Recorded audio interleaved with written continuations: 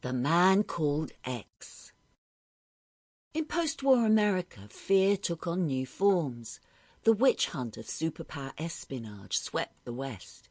If you weren't a patriot, you were a suspect. We needed heroes. We needed Mr. X. Herbert Marshall played the role of Agent Ken Thurston, the Mr. X who travelled far and wide across the globe as he unravelled dangerous cases. In this he was ably assisted, or perhaps annoyed, by a comedic sidekick, Pegon Zellschmidt. The nation and ourselves were in safe hands, even if he wasn't.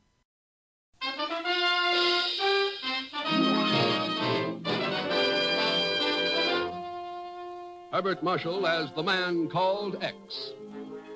Wherever there is mystery, intrigue, romance, in all the strange and dangerous places of the world, there you will find the Man Called X.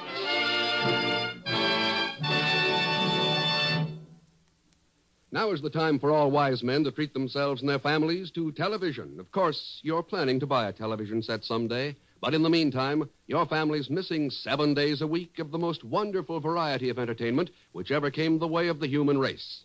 That situation's pretty hard for families to take, as a friend of mine discovered recently when his children pointedly began leaving him out of their prayers and substituting the name of a neighbor generous with his television set. Don't make your family wait for the fun. Visit your RCA Victor dealer tomorrow and choose your RCA Victor television masterpiece from 18 beautiful new million-proof models of all sizes and styles.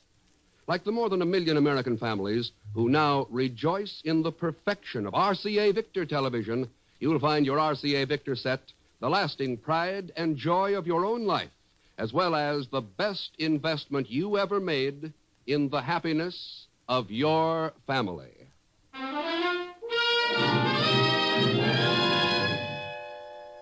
It began a few minutes before midnight in the small, dimly lighted cable office in Rangoon, Burma. Began when an elderly Burmese handed a laboriously written cable to the yawning clerk and then walked out into the blackness of the Asiatic night.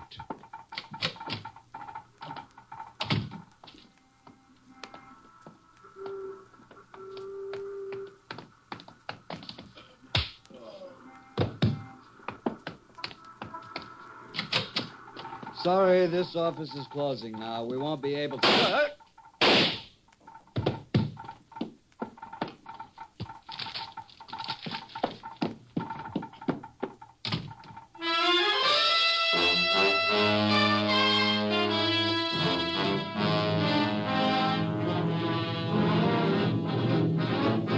That's the story, Ken. The cable clerk was killed, and a man named Lal Rao has disappeared, along with the original cable he'd written to you. Luckily, the Rangoon police were able to make out the message from the impression left by Lal's pencil on the pad of message blanks. Here's a copy of it. Thanks, Chief. The shadow from the north spreads swiftly over this land. For the welfare of all our peoples, I pray that you will come at once to Rangoon. Signed, Lal Rao.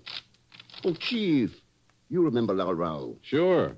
He worked with the Bureau of the Japs who are in Burma. Practically ran the underground resistance there, single-handed. Yep. Nothing meant as much to him as his country's freedom. Yes, I know, Ken. But what about this cable? Chief, the United States has slapped an embargo on strategic war materials from Asia. Rubber, tin, antimony. Yeah, I know. So what's been happening? We get reports of 10 carloads of crude rubber turning up in Budapest. 1,000 tons of tin are dumped at a Baltic port. Borneo oil turns up in Sofia. I know, Ken, I know. It's obvious we've been giving priorities to somebody who's been selling us out. Rerouting strategic war materials and shipping them behind the Iron Curtain. Well, what have we been doing about it? You know the Bureau's got men in every ECA country in Europe working on it. Sure.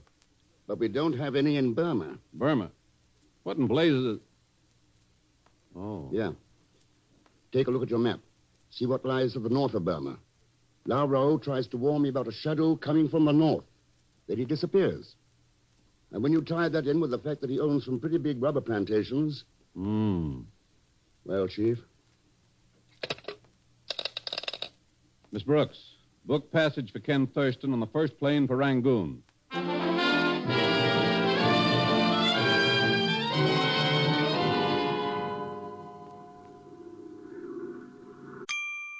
Sample complete. Ready to continue?